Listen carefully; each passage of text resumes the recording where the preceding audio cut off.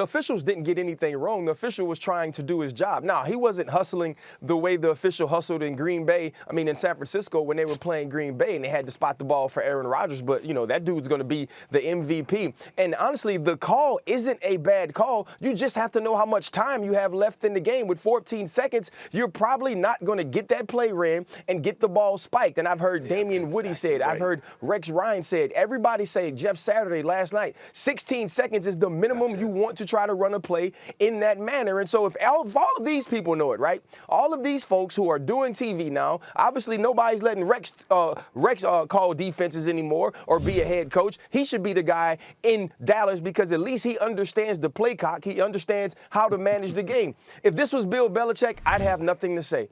Right? If this was Mike Tomlin, I have nothing to say. John Harbaugh, some of these guys who we believe do a good job of clock management and game management. But Mike McCarthy has not the entire year. I told y'all about week 2 of the season that Mike McCarthy is the worst coach on the Dallas Cowboys team. I told y'all at the beginning of the season, Mike McCarthy and game management will cost the Dallas Cowboys a win at a critical moment.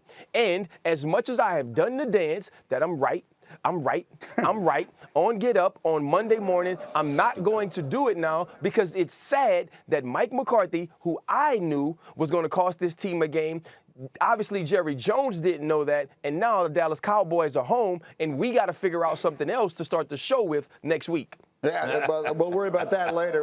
Don't even remind me. But Rex, I was writing the words down as Dak was talking there. We've practiced that over and over again. I looked up at 4 seconds. We had time to get everyone set. It's not clear, and again, we're just showing snippets of it. It's not clear. He's not saying there that what was missing was the umpire has to spot the ball. And if you think about it, it makes sense. For anyone sitting at home thinking, why does the umpire have to touch the ball? Because the team can't just decide where the ball is spotted. You don't get to decide that. The umpire has to spot the football first, and Dak does not seem to acknowledge that in his comments. Yeah, absolutely. The officials did a great job.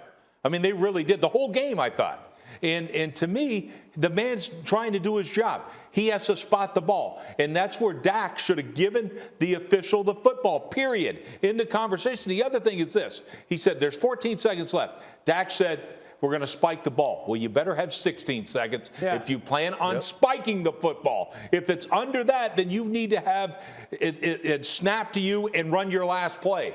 That's it. You don't have time. Let's underline that thought. What you're saying is instead of running up there to spike it, you're saying they should have been running up there to get the ball snapped and run the final play immediately. That's exactly right. And Dan talked about it earlier, and it's a terrific point because absolutely, that's why you need 16 seconds, not 14 seconds. When I watched the final play happen, 2 quotes that I love to kind of live by, teach my kids all the time is you don't rise to the level of expectation, you fall to the level of training. There's no way that the Cowboys look like they were prepared and trained for that moment. And then practice until you can't get it wrong, not until you get it right. So again, the Cowboys looked like they practiced that play, yes, but in ideal settings, in ideal situations, not into worst case scenario situations or what happens if it doesn't go exactly the way it goes on a Friday at the Star when we're all in t-shirts and shorts and the official's right there. We all just have a ball cap on and not a helmet, and the moment just becomes so big. This was a lack of execution by players. It was lack of preparation and teaching by the coaching staff. There is no way around it. I like Mike McCarthy. I love Kellen Moore. I'm a huge fan of Dak Prescott, the human being.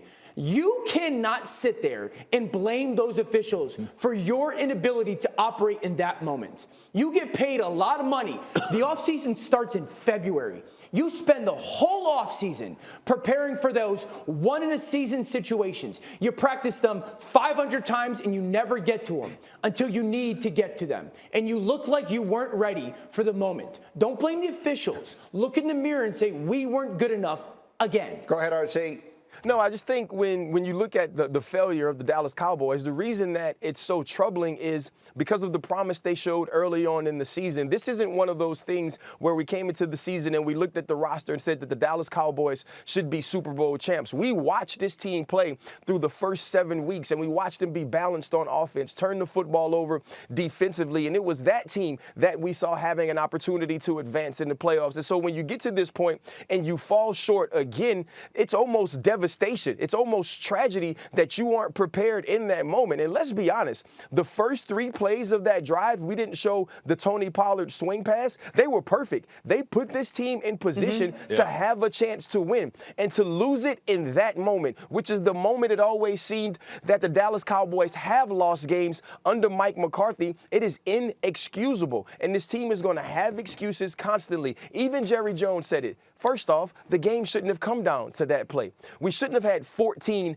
accepted penalties. We shouldn't have had a turnover by Dak that turns into a Deebo Samuel touchdown. So there were all kinds of things that the Dallas Cowboys could have done before this point. But when your quarterback makes $140 million, when your running back makes $90 million, when your wide receiver makes $100 million, when you have an All-Pro and a Hall of Fame tackle, when you have an All-Pro and a Hall of Fame guard, you're supposed to score more than 17 points at home. Thank you for watching ESPN on YouTube. For live streaming sports and premium content, subscribe to ESPN+.